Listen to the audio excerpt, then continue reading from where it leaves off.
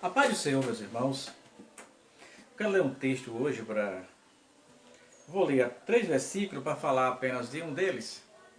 Está em Levítico 12, 1 a 3, que o título, a epígrafe, é a seguinte: a purificação da mulher depois do parto. Diz assim: E falou mais o Senhor a Moisés, dizendo: Fala aos filhos de Israel, dizendo: Se uma mulher conceber e tiver um varão, será imunda 7 dias, assim como nos dias da separação da sua enfermidade.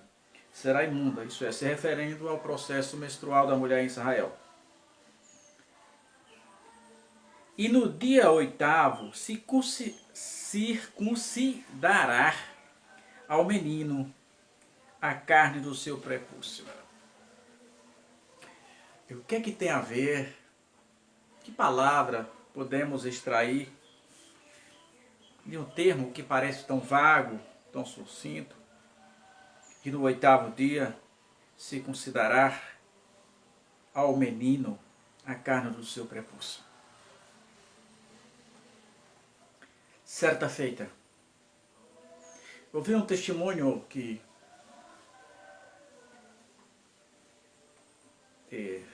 nos animou ainda mais a continuar nessa trajetória. Conhecendo Deus que conhece cada molécula do meu sangue, cada molécula do seu corpo, conhece tudo sobre nós. Eu vi um testemunho de um médico brasileiro que ficou encucado porque que a lei de Moisés, orientada por Deus, dada por Deus a Moisés, orientava que no 8º dia a criança fosse circuncidada. Por que no 8º? Por que não no 7º? Por que não no 9º dia? Mas a Bíblia diz que deveria ser no 8º. E esse médico brasileiro começou a indagar e a pesquisar sobre o assunto. E, conversando com um colega dele, norte-americano, e o colega deu para ele a resposta que ele tanto almejava, que ele tanto buscava. E o colega disse para ele que é confirmado que no 8º dia, o dia em que Deus o designara, nenhuma criança teria hemorragia. No 8º dia de vida, segundo o médico, ninguém morre por hemorragia. Ninguém perde tanto sangue por hemorragia no 8º dia de vida. Mas como Deus sabia isso? Ora, o homem foi um projeto de Deus. Deus conhece o homem mais do que aquele engenheiro mecânico que conhece um carro, que diz, dá na partida, e o cara dá na partida, e o barulho do motor e diz, o problema é esse. Deus conhece cada molécula do seu sangue, cada íon, cada átomo. Deus conhece quantas pulsações tem dado o seu coração e quando ainda vai dar. E ele ordenou a Moisés que literalmente no 8º dia, se considerasse a criança, e Deus previa a grande quantidade, imagina a grande quantidade de crianças sangrando naquele deserto. A grande quantidade de criança infeccionada. Não, mas Deus disse a ele, no 8º dia. No 9º poderia dar uma hemorragia. No 7º, qualquer outro dia poderia dar uma hemorragia.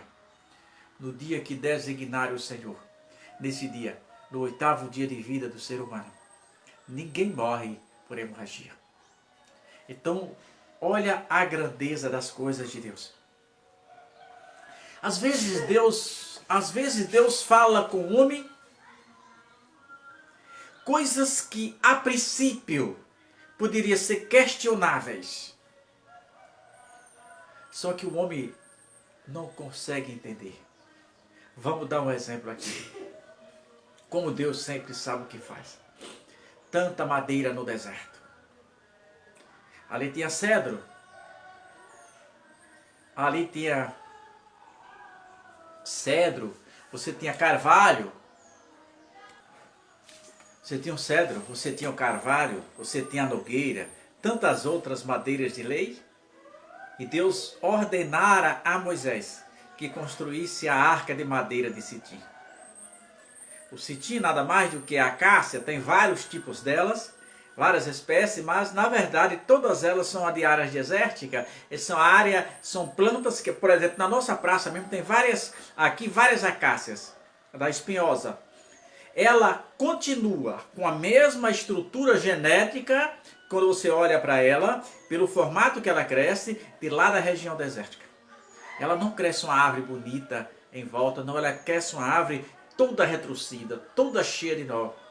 Árvore preparada para os destempéres da região deserta. Mas Deus disse a Moisés: construa a arca de madeira de Sitim, que nada mais é do que de acácias. E Moisés não questiona Deus. Mas qual era o segredo daquela arca? A madeira, meu irmão. Deus sempre sabe o que está fazendo. A madeira poderia ser qualquer uma madeira na construção daquela arca. Porque isso, ninguém veria a madeira daquela arca. Porque a Bíblia diz que ela seria coberta por dentro e por fora com ouro maciço. Então, importava a madeira que fosse construída, porque ela seria coberta por algo bastante precioso. O mais precioso que tinha na época, ainda hoje, o ouro maciço. E é por isso que talvez, por que é que você vê Deus ir lá no monturo dessa vida, pega alguém jogado na sarjeta, alguém completamente analfabeto, e faz dele um grande homem de Deus, talvez um dos maiores pregadores do Evangelho. Porque essa estrutura esquelética que chamamos de corpo, pouco importa diante de Deus, depois que ele dá um banho com o Espírito Santo. Aqui na nossa região, a maior pregadora do Evangelho, é uma maior pregadora do Evangelho. Quem ganhou mais alma para o Evangelho é uma mulher. Ela não sabe ler. Ela não sabe ler. Tinha um marido deficiente visual que andava 5, 6 quilômetros com ela a pé para pregar o Evangelho. E eu digo isso porque eu acompanhei algumas dessas viagens.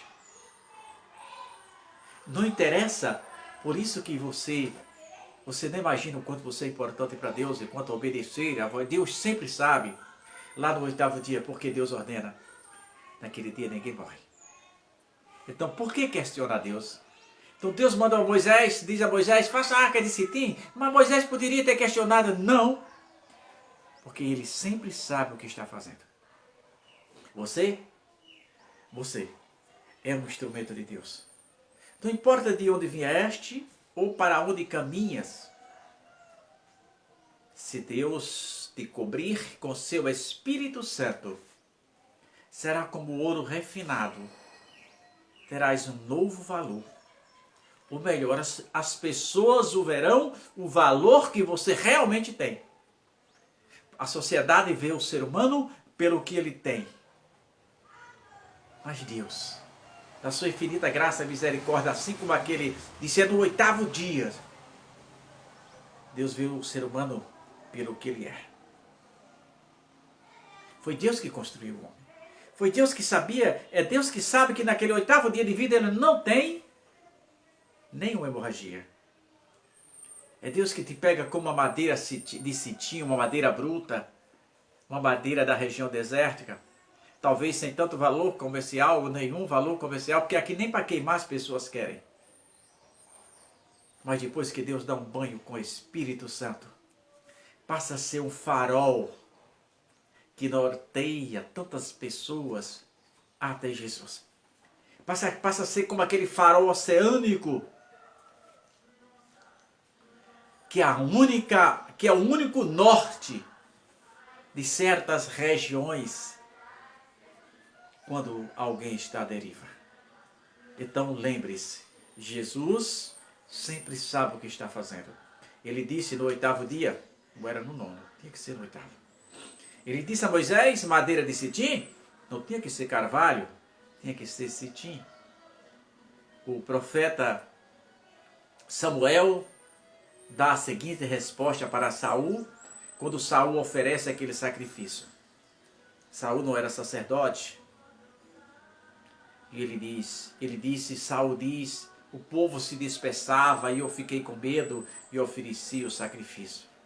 E Samuel diz, porventura Deus se agrada de sacrifício? O obedecer é melhor do que o sacrificar. Que Jesus te oriente, te norteie, que seja sempre o instrumento de Deus. Se Deus o designara para uma missão, acredite, confie, se entregue de corpo e alma, porque Deus sempre sabe o que está fazendo. Bom dia.